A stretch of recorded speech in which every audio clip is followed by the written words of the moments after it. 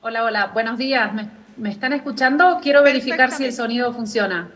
Perfectamente, hermana. Ah, Muchísimas menos mal. gracias. Bienvenida. Bueno, muchísimo gusto. Qué gusto unirme a este panel y a esta importantísima sesión de trabajo en preparación al Latinosan. Realmente nos honra como PNUD poder acompañar y aportar un granito de arena a esta discusión. Acabo de escuchar las presentaciones que creo que nos dan muchísimo. Me dio gusto escuchar a Karina, Carmelo y bueno. No pude estar desde el inicio de las actividades, pero y lamentablemente no me pude unir en Santa Cruz hoy. La Paz me obligó a quedarme aquí, pero me da gusto poder unirme. Voy a compartir mi pantalla, si me lo permiten, los organizadores para poder realizar la presentación. Les agradezco que me digan si se ve. Estoy un poquito desafiada aquí con... Dios, un segundito. Salvo que ustedes la tengan y ay, no lo puedo bajar. Ahí está. A ver.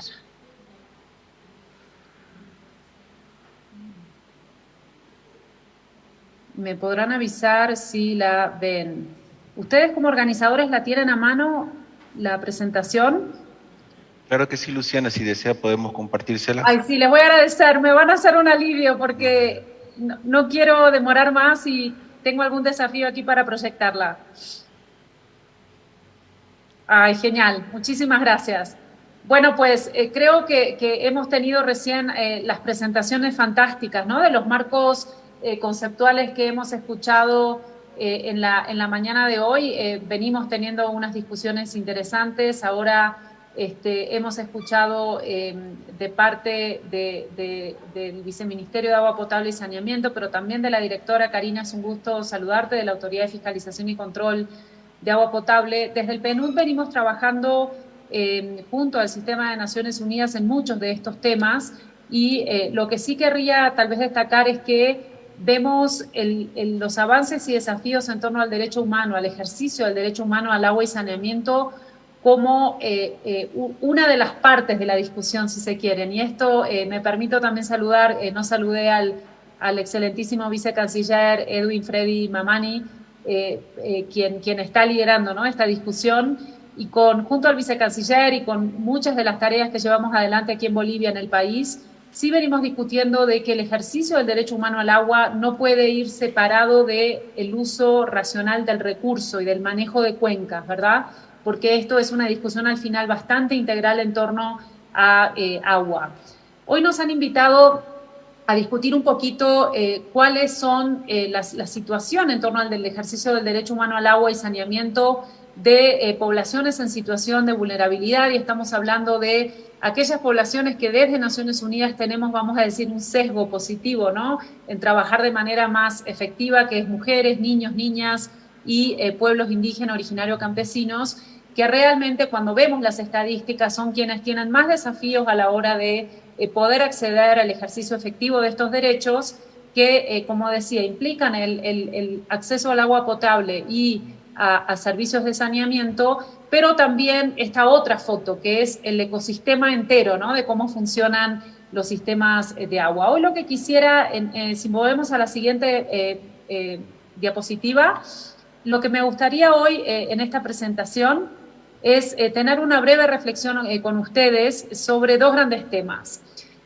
Uno es lo que ya hemos escuchado de manera fantástica por los dos panelistas previos en este segmento de la mañana, que es el contexto de acceso a agua y saneamiento básico y la importancia que tiene identificar brechas existentes cuando miramos la foto de Bolivia, los departamentos y las poblaciones vulnerables en cuanto a agua y saneamiento. Voy a presentar algunos datos que son muy conocidos por parte del Estado plurinacional de Bolivia, por parte de los departamentos, pero creo que puede agregar un poco de información a la hora de ilustrar el segundo gran tema que me gustaría abordar hoy con ustedes, que es mirar un ejemplo que hemos tenido en el departamento del Beni.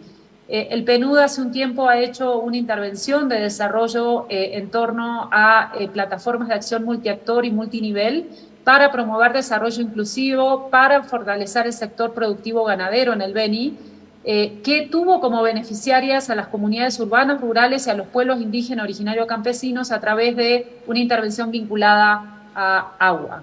Si vamos a la siguiente. Aquí lo que estamos mostrando básicamente es una foto, ¿no? Un poco del contexto. Cuando vemos el nivel departamental, vemos diferencias al interior del país, esto lo han planteado anteriormente. En el 2020 lo que veíamos es que Santa Cruz y Tarija son quienes presentan coberturas muy próximas a cumplir la meta de acceso, cuando hablamos de fuentes mejoradas de agua, ¿verdad?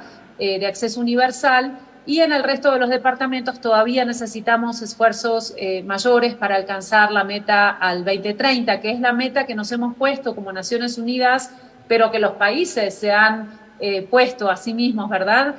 Firmando en la Cumbre del Desarrollo Sostenible 2015 los Objetivos de Desarrollo Sostenible y las metas que allí nos hemos marcado. Cuando miramos esta gráfica, las brechas que estamos mirando aquí más significativas de acceso a agua potable entre las áreas urbanas y rurales, vemos ahí hay 3 departamentos, Oruro con 41%, Chuquisaca con 37% y Pando con 35% que resaltan. Y lo que sí podemos ver aquí, de ahí digamos nuestra presentación hoy un poco en torno a la experiencia que hemos tenido como PNUD con algunos socios que voy a mencionar en breve en el Beni. Lo que vemos es que allí se cuenta con menor porcentaje de población con acceso a fuentes mejoradas de agua, tanto en el área urbana, que está rozando el 70%, como en el área rural, que no llega al 50%. Próxima, Filmina. Cuando hablamos de saneamiento, a nivel departamental los logros alcanzados a la fecha no han sido realmente iguales. Hay diferencias entre las coberturas, como decíamos antes también. Por ejemplo, en el año 2020... nuevamente Tarija y La Paz presentan los niveles más altos de cobertura, que esto obviamente tiene una correlación con inversiones, con una cantidad de variables que ayudan, digamos, a alcanzar esta cobertura. Pero cuando miramos saneamiento es un poco diferente, ¿no? Acceso mejorado a agua, sí lo que vemos es que entre las áreas urbanas y rurales seguimos teniendo estas brechas muy significativas y esto nos presenta el desafío de dónde poner, ¿no? El foco en términos de la inversión y la política pública. Potosí, Chuquisaca, La Paz y Oruro son quienes lideran en términos de estas brechas cuando miramos lo rural, el área rural y el área urbana. Y lo que vemos es que sí llama la atención que las brechas entre Beni y Pando reflejan un mayor acceso a saneamiento en las áreas rurales respecto de las urbanas, y esto, una de las hipótesis que podrían explicar este fenómeno es el crecimiento de las áreas periurbanas de estos departamentos de manera menos planificada.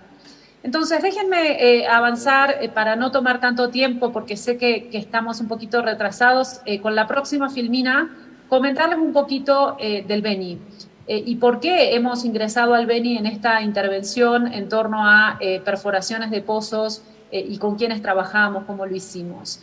Hay algunos hallazgos interesantes aquí. Lo que vemos es que hay efectivamente desigualdades dentro del departamento y esta es una realidad, ¿verdad? Cuando miramos los datos agregados, y esto es un fenómeno de la Agenda 2030 y de los ODS, hemos hecho un esfuerzo para tratar de desagregar por debajo de los promedios nacionales, porque ahí es donde encontramos estas brechas, ¿verdad?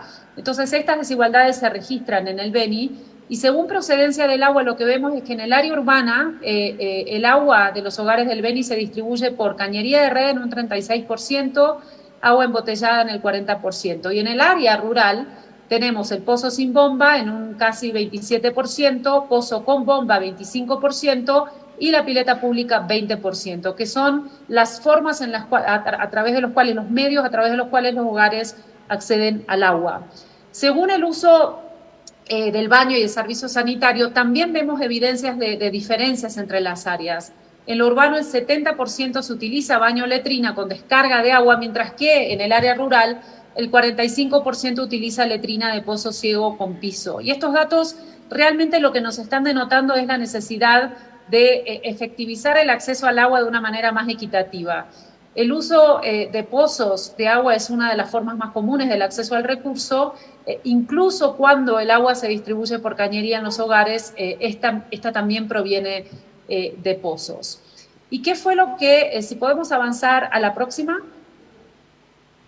aquí, ¿por qué, digamos, entramos en el Beni? ¿Qué fue lo que motivó, verdad? Y sabemos que Bolivia viene teniendo en algunas de las áreas, no solo en las áreas del altiplano, pero también las áreas bajas, ciclos de sequía importantes que están teniendo impacto a lo que me refería primero, ¿no? Para hablar del derecho al acceso de agua y saneamiento, no podemos desencajar esa conversación de la discusión en torno a temas climáticos y al ciclo del agua, que tiene que ver con el manejo de las cuencas y la forma en que entendemos el ciclo del agua en el país.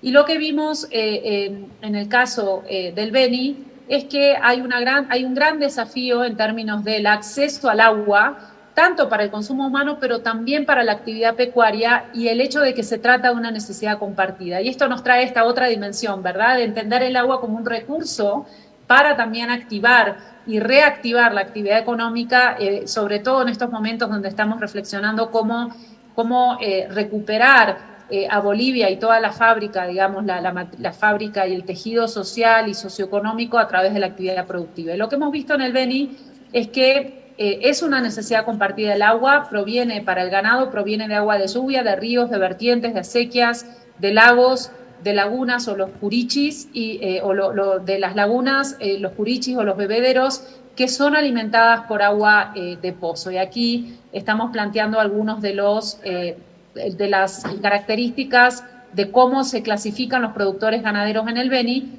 y lo que estamos viendo es que la gran mayoría son pequeños ganaderos, entonces tienen menos tal vez infraestructura para acceder al recurso del agua. Si vamos a la próxima.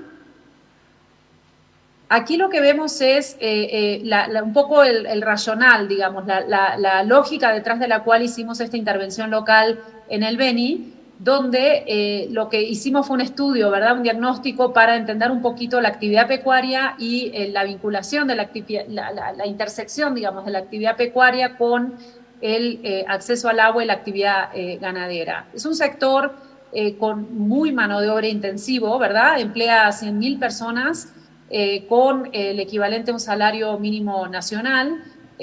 Aquí lo importante es que es un sector bastante integrado en términos de los servicios que se brindan en términos de vivienda, alimentación, transporte, y algo interesantísimo que hemos visto también, que esto sí se vincula, porque el sector agua realmente también está muy vinculado al rol que las mujeres tienen en las sociedades. La actividad ganadera cuenta con una contribución de las mujeres, tanto en el área de la administración como las tareas de cuidado, de apoyo, de cuidado en el ganado, todo lo que es la administración del corral, la post cosecha, la recolección y la selección de granos. Y lo que hemos visto es que, como suele suceder en la realidad de nuestros países en América Latina y Caribe, esta contribución de las mujeres a la actividad económica normalmente es subestimada porque es considerada tarea o actividad no remunerada.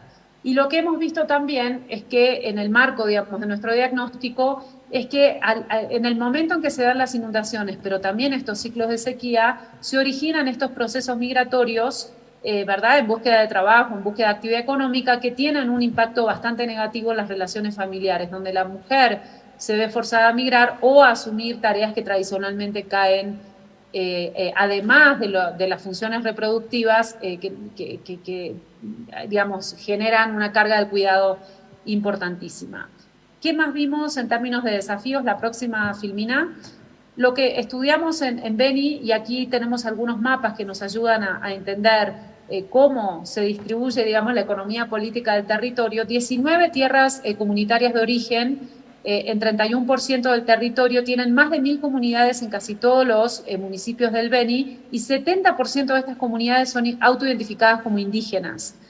Y ahí algo interesante es que la economía comunitaria beniana es bastante integral, involucra todos los sectores, ¿verdad? La caza, la pesca, la agricultura, la ganadería, la transformación de todos estos sectores, y que realmente hace a la vida orgánica de las comunidades. La producción en general es de pequeño excedente, es decir, que es más para consumo doméstico, pero hay también cierto nivel de producción para comercialización en mercados locales, y la característica de que se utiliza la mano de obra familiar en el aprovechamiento de las tierras comunales o familiares. Y un tema interesantísimo, que esto fue lo que permitió la alianza público-privada que promovimos con la intervención en el Beni, es el hecho de que muchas de estas familias o de estas comunidades autoidentificadas como indígenas son contratadas por asociaciones de ganaderos. Vamos a la que sigue. Vinculado al agua, y este es uno de los temas centrales de la discusión de hoy, es que las principales amenazas que hemos visto en el Beni es la escasez de agua tanto para consumo humano como para el ganado. Y esto atenta con la matriz productiva del departamento. Hay situaciones donde las norias, los ríos, las lagunas bajan a niveles fuera de lo normal o se secan directamente. La capa freática está dificultando la recarga de pozos y las aguas subterráneas. Trasladar agua por cisterna es algo excesivamente caro, eso es algo que inclusive estudiamos, y el hecho de que, o la realidad que están enfrentando los productores benianos, que es que los animales están muriendo por deshidratación e inanición.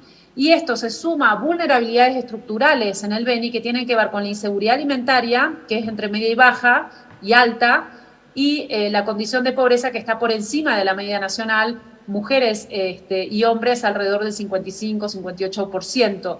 Entonces aquí tenemos una situación donde se conjugan estas amenazas y vulnerabilidades que pueden generar fuertes desafíos a la hora de desarrollar al departamento. Lo que hicimos, la siguiente, por favor, fue orientar realmente un esquema de alianza público-privada. Trabajamos en el fortalecimiento de la Federación de Ganaderos del Beni, el FEGABENI, para atender varios objetivos. Uno, enfrentar la sequía, aumentando el acceso al agua y, en particular, mejorar la producción para la seguridad alimentaria y el acceso al agua en comunidades indígenas originarios campesinas, también urbanas y rurales. Y esta intervención, bueno, aquí explicamos un poquito la estrategia, y si pasamos a la que sigue, esto describe en qué consistió esta alianza público-privada. Se lograron movilizar fondos de cooperación sur-sur a través del fondo que promueve la India, ¿verdad? Para países donde tenemos países menos adelantados o países donde la India no tiene embajadas residentes sino concurrentes, que es el caso de Bolivia, porque Bolivia tiene embajada de la India concurrente en la ciudad de Lima, y eso permitió que Bolivia accediera a estos fondos de manera a través de la cooperación sur-sur. Y aquí les describo, digamos, en qué consistió los roles y responsabilidades de cada uno de los actores en esta alianza, que realmente nos dio muchos aprendizajes, pero también nos da ideas de cómo podemos empujar, digamos, la frontera para resolver los problemas del ciclo del agua en algunos de los departamentos de Bolivia que están teniendo estos desafíos. Del lado del FEGABENI, que es la Federación de Ganaderos, se comprometieron a adquirir equipos de perforación de pozos, a trabajar con personal técnico especializado en la operación del equipamiento, cofinanciaron en el traslado de los equipos, los viáticos de los operadores, la socialización de documentos, propuestas. Del lado de los municipios fue importantísimo que pusieran alguna contraparte para perforar los pozos en comunidades urbanas, rurales, pero también las PIOC, y lo que hicimos fue promover la suscripción de convenios interinstitucionales, sobre todo para la determinación de dónde se iban a perforar los pozos. Y luego, por supuesto, desde la perspectiva de la institucionalidad central, el EMEDRIT, el MAIA y el VIDESI tuvieron un rol importante para no solo dar la asistencia técnica, porque son quienes tienen, digamos, este know-how y esta preparación, sino también de poder ir mapeando cómo ayudamos a través de esta iniciativa a trabajar los temas de cobertura, ¿verdad? Desde el EMEDRIT hubo asistencia técnica para la perforación de los pozos priorizados, el tema de la cobertura geográfica, de tratar de expandirla lo más posible, la contraparte para estos OECAS y la facilitación de los estudios geológicos. Desde el punto de vista del gobierno departamental también hubo con la unidad de saneamiento básico y vivienda una articulación para estos mismos criterios. Desde el Ministerio de Medio Ambiente y Agua una información para la base de datos de la ubicación de los pozos. Esta es información, por supuesto, que hay que coordinar. Y desde el VIDESI toda esta gestión de la resiliencia en municipios para gestionar información que da el sistema de SINAGER-SENAT. Luego también trabajamos con la Universidad Autónoma del Beni para brindar una sistematización de la experiencia, la asistencia técnica y con otras agencias que están presentes en el departamento. Vamos a la próxima, ya terminando. ¿Qué aprendimos, no? Que es muy importante siempre tener una suerte de balance en torno a este tipo de intervenciones. Aquí lo que aprendimos es que hay oportunidades en torno a estos esquemas de alianza público-privada para lograr cambios, no solo en la gestión del agua, que es la temática que nos reúne hoy, pero el agua entendida en tanto ejercicio del derecho como recurso natural para realmente lograr cambios en términos de desarrollo, que es uno de los temas que como PNUD nos interesa mucho promover aquí en Bolivia.